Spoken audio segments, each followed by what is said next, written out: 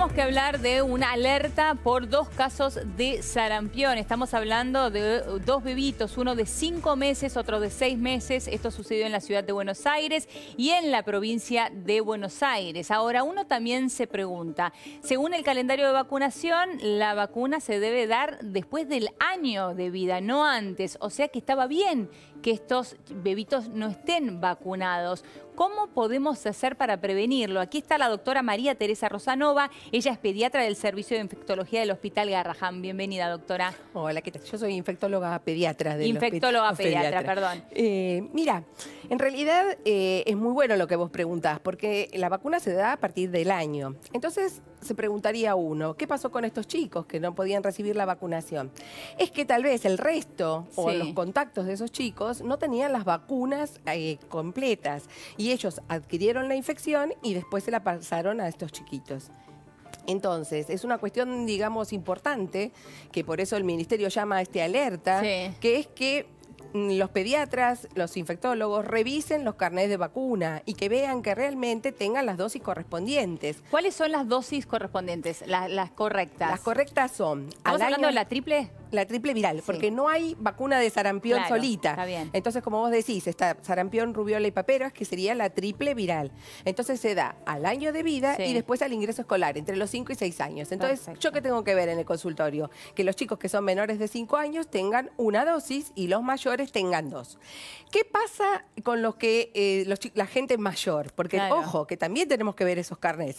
Los médicos de adultos también tienen que mirarlo. Ahora, doctora, le soy sincera, yo no tengo un carnet de vacunación, no sé ni dónde está mi carnet de vacunación. Muy bien, como vos seguramente sos mucho menor de nacido, digamos, seguramente naciste después del año 65. Sí, claro. Entonces vos, si no conoces tu carnet de vacunas, tenés 2 opciones. A ver. Una es testearte con anticuerpos para ver si estuviste en contacto o tuviste inmunización. ¿Y eso sería a través de un análisis de sangre? De sangre. Y la otra es que si no te lo querés hacer o no recordás realmente haberte vacunado, te vacunás directamente y no vas a tener ningún tipo de efecto adverso y vas a, digamos, estar protegida. Ah, perfecto. O sea, si uno no tiene carnet de vacunación, se puede ir a vacunar nuevamente, no pasa nada si ya tenemos la vacuna. Tenemos que tener 2, digamos, si no lo reconoces, no sabés si tuviste las vacunas completas. Es decir, después de los 5 años son 2 dosis. Está bien, pero en el caso de los adultos que usted estaba hablando, siempre habla de aquellos que nacieron... Después de antes de 1965 se consideran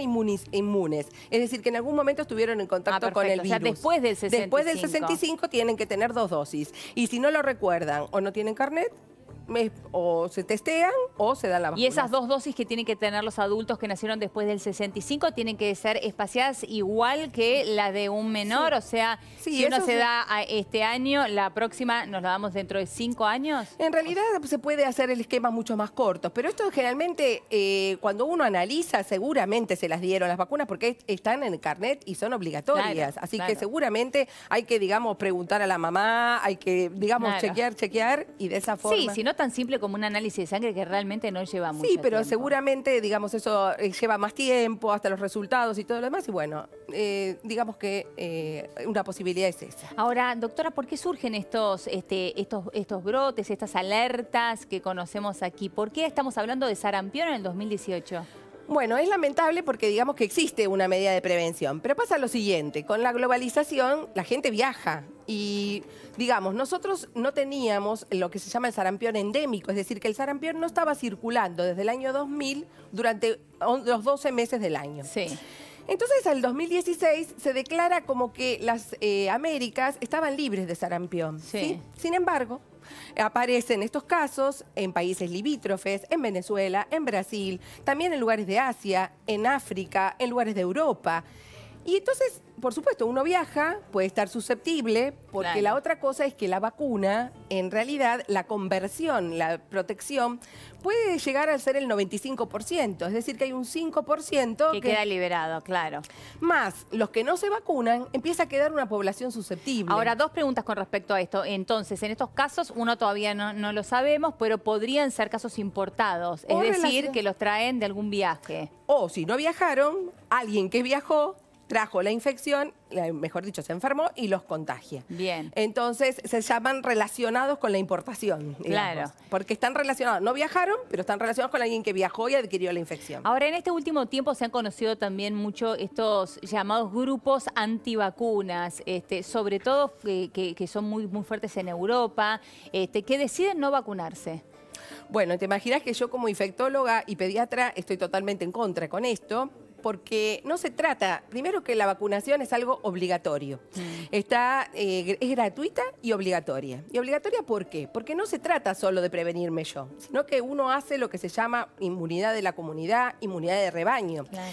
Si yo me enfermo y no me vacuné, puede ser que no me pase nada, pero puedo estar en contacto con alguien que tenga sus defensas bajas, que sea un desnutrido. Fíjate que el sarampión, en una persona sana, en general, puede tener una mortalidad más baja, que puede ser menor del 5%, pero en un desnutrido, por ejemplo, grave, puede llegar a más del 25%.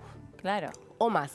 Entonces, en realidad es una cuestión grave para la comunidad que la gente decida no vacunarse, porque no es un problema de ese grupo familiar, es un problema de la comunidad, que si yo adquiero una infección, la puedo transmitir y producirle graves consecuencias. Yo no me vacuno contra la varicela y estoy en contacto con un paciente oncológico, la varicela tiene formas diseminadas, entonces es gravísimo.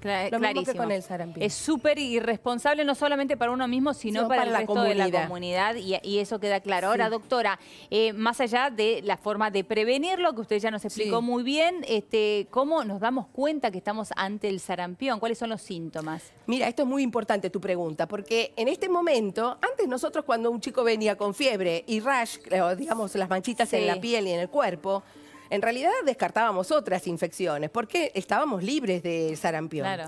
Ahora, el alerta epidemiológico del Ministerio es: ¿hay que preocuparse? Sí, pero hay que ocuparse. ¿Y que ocuparse qué? Que el pediatra, por ejemplo, que reciba todo niño con fiebre y rash, es decir, con estas manchitas, tiene que sospechar sarampión hasta que no se demuestre lo contrario. Claro. Y tiene que dar el alerta al sistema de vigilancia de salud para que se tomen las medidas. ¿Qué son esas medidas? Que yo voy a estudiar al chico que estoy sospechando, pero también me voy a fijar en su entorno familiar. Si tiene las vacunas completas, si hay alguno que sea un inmunocomprometido. Claro. Cuántas dosis tiene, si viajó o no viajó. Para poder cortarlo de lleno, exactamente, ¿no? Para evitar esto. Entonces, el mensaje a la gente es: si tengo fiebre y rash, la otra cosa que este sarampión se llama la enfermedad de los triple catarro, porque tiene conjuntivitis, rinitis y tos, es decir, resfrío y tos. Pero en esta época del año, otros virus respiratorios te pueden dar algo parecido. Por eso es muy importante que consulten, porque es el médico el que va a decidir. Y frente a la duda, mejor dicho, en este momento de alerta epidemiológico, a todos se le piden todos esos estudios. Pero entonces, más allá de los síntomas gripales que uno podría llegar a confundir, estas manchas en la piel son inconfundibles. Sí, digo. pero no forma parte de una gripe, por lo menos. No, porque pero puede ser ponerle otras eruptivas. Pero es importante que igualmente el alerta del Ministerio es fiebre y rash. Se declara como sospechoso, se actúa como sospechoso y después cuando los resultados dan negativos, bueno, pero por lo menos hicimos el acto de bloqueo. Claro. Nos fijamos las vacunas y todo lo demás, porque también es altamente contagioso. Ojo con esto. Es decir, que es muy importante que al toser, estornudar, a través de las secreciones, yo lo contagio más del 90%. Por eso es muy importante. Si un chico, por ejemplo, se interna en el hospital, yo no lo puedo dejar en el medio, sino que hay que ponerle un aislamiento respiratorio para evitar que otros puedan adquirir la infección. Lo que queda clarísimo, doctora, es que esto lo frenamos entre todos. No es responsabilidad solamente de los médicos o de algunos padres, es de la población en su totalidad, ¿no? Totalmente. Muchísimas gracias, doctora. Un placer, ha sido muy clara. Vamos a ir a una pequeña pausa en Café de la Tarde. Quédate ahí que ya venimos.